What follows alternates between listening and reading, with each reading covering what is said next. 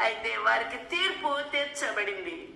ఎందువల్ల వారు ఆయన నామమునందు అనగా దేవుని నామమునందు అద్వితీయ కుమారుడు వగు యేసు క్రీస్తు ప్రభు నామమునందు విశ్వాసముంచలేదు కనుక వానికి ఇంతకు పూర్వమే తీర్పు తీర్చబడెను. చాలా దుఃఖకరమండి. ఈ తీర్పు తీర్చబడిన తర్వాత ఏం కలుగుతుంది? భయంకరమైన శిక్ష. ఆ శిక్షే ఆరని అగ్ని. ఆలోచన చేద్దాం. He that believeth on him is not condemned.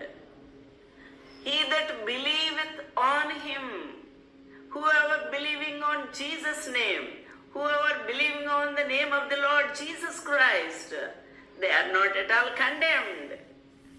But he that believeth not is condemned.